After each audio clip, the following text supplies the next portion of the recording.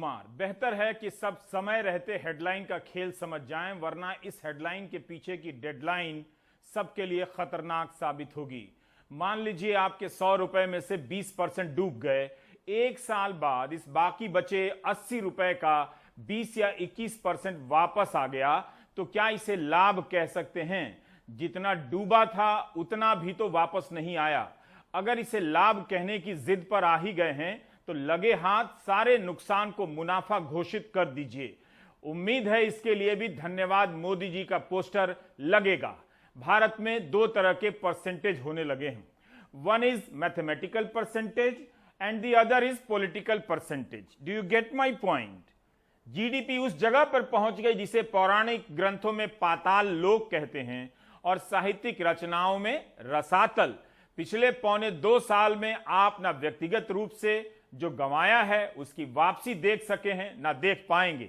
चीजों के दाम कम हो जाएंगे तब भी आपका बैंक बैलेंस पहले के जैसा नहीं होने वाला है। यह लिखकर पर्स में रख लीजिए।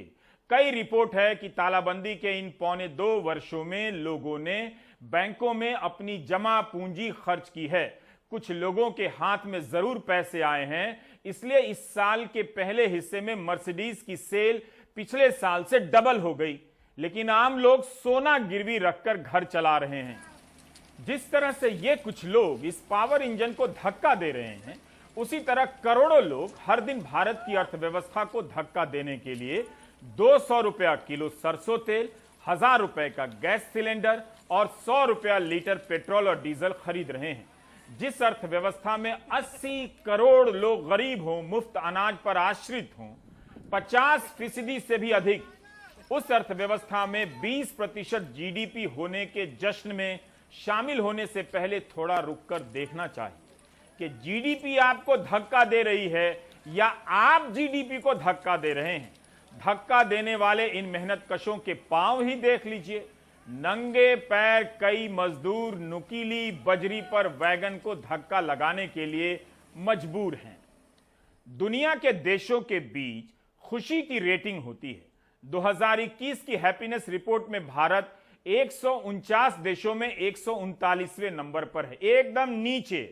अगर संयुक्त राष्ट्र इस रेटिंग में सांप्रदायिकता के सुख को जोड़ दे तो भारत फिनलैंड को हटाकर पहले नंबर पर आ जाएगा।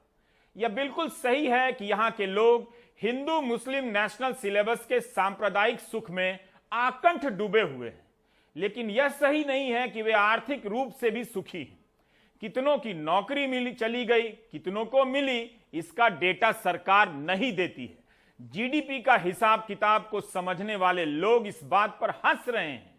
वो इस बात पर भी हंस रहे होंगे कि जनता वाकई इस पर यकीन कर रही है। मैं गारंटी के साथ कह सकता हूं कि ट्विटर पर #इंडिया बाउंस बैक ट्वीट करने वालों में ये महिलाएं नहीं हैं जो पानी में सब्जी उबाल रही हैं क्योंकि 200 रुपया किलो सरसों तेल नहीं खरीद सकती हैं, क्योंकि इनकी और इनके पति की कमाई बंद हो गई है। उबली हुई सब्जी में 2 बूंद तेल मिलाकर तेल के स्वाद को याद रखा जा रहा है। इन तस्वीरों में आपको उज्ज्वला योजना का सिलेंडर नजर नहीं आएगा। मिट्टी के चूल्हों पर खाना पक रहा है। सरसों तेल का ना तो अंतर्राष्ट्रीय बाजार से संबंध है ना आयात से। जमाखोरी का शक होता है, लेकिन जांच एजेंसियां विपक्षी नेताओं के पीछे मशरूफ हैं। जौद्रेज और अनमोल सोमांची का एक पेपर है कि प्रथम तालाबंदी के समय लोगों के खाने में पौष्टिकता कम हो गई। आज से 1 लाख करोड़ वर्ष पहले की कथा सुनाता हूं। तब ना धरती पर टीवी था, न्यूज चैनल नहीं था, ना अखबार छपता था। हर शख्स केवल सच कहता था। उस काल में बहुत दूर एक देश में प्याज महंगा हो गया। उस देश की वित्त मंत्री ने कहा वे प्याज नहीं खाती हैं। उस देश की जनता तब से लेकर आज तक इंतजार कर रही है कि क्या वित्त मंत्री सरसों तेल भी नहीं खाती होंगी, सोया और मूंगफली तेल भी नहीं खाती होंगी। एक और दूर देश के राजा ने कहा था कि पेट्रोल के दाम कम हुए हैं क्योंकि उनका नसीब है। वैसे ये दोनों घटनाएं इसी देश की हैं, लेकिन मैं इन्हें पंचतंत्र का टंच देने की कोशिश कर रहा था। आजकल हर कथा इसी शैली में कही जा रही है ताकि लोग 5000 पहले के बैक डेट में जाकर गर्व कर सकें। जीडीपी का कथित तौर पर 20% होने की इस खुशी के मौके पर घरेलू गैस का सिलेंडर 25 रुपए महंगा हो गया। भारत के कई शहरों में घरेलू गैस का सिलेंडर 1000 से अधिक का मिल रहा है। सिर्फ 2021 में गैस का सिलेंडर 190 रुपया महंगा हुआ है। अपनी खुशी को संभालिए, अभी 4 महीने और हैं। भारत के कई शहरों में कमर्शियल सिलेंडर करीब 1800 रुपए का हो गया है, कहीं कहीं उससे भी अधिक हो सकता है।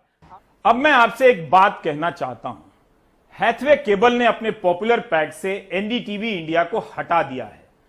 अक्सर बिजनेस की बारीकियों का बहाना बनाया जाता है, लेकिन यह मामला कुछ और है।